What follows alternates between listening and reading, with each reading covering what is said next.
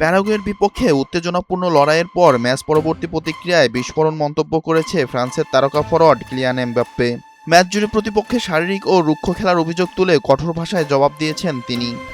Je regarde pas trop ça, je regarde plus les adversaires qu'on peut jouer. Mbappe বলেন, Paraguay football খেলার চেয়ে শারীরিক লড়াইয়ে বেশি মনোযোগী ছিল। ম্যাচে বারবার ফাউল, ধাক্কাধাক্কি ও উত্তেজনা তৈরি হয়, যা খেলাকে কঠিন করে তোলে। তবে এসব পরিস্থিতির জন্য প্রস্তুত ছিল ফ্রান্স দল।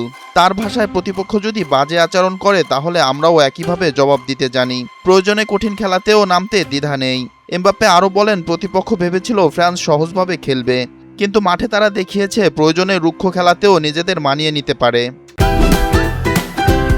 Optical brightener photo catalyst active granule সমৃদ্ধ বসুন্ধরা পাওয়ার ওয়াশ, ঝলমলে কাপড়ে ফুরফুরে মন। D'aller le 19 juillet de revenir ici. Match শেষেও দুই দলের খেলোয়াড়দের মধ্যে উত্তেজনা লক্ষ্য করা যায়। কথার লড়াই ছড়িয়ে পড়ে ড্রেসিং রুমের বাইরে পর্যন্ত। এমবাপ্পের মন্তব্যে সেই উত্তাপিয়ে স্পষ্ট হয়ে উঠেছে। ফরাসি এই তারকা দাবি করেন, প্রতিপক্ষের কৌশলের জবাব তারা ঠিকভাবেই দিয়েছে এবং এমন পরিস্থিতিতেও নিজেদের শক্তি প্রমাণ করেছে। তার মতে শুধু সুন্দর ফুটবল নয়, কঠিন ম্যাচ সামলানোর মানসিকতাও এখন দলের বড় শক্তি।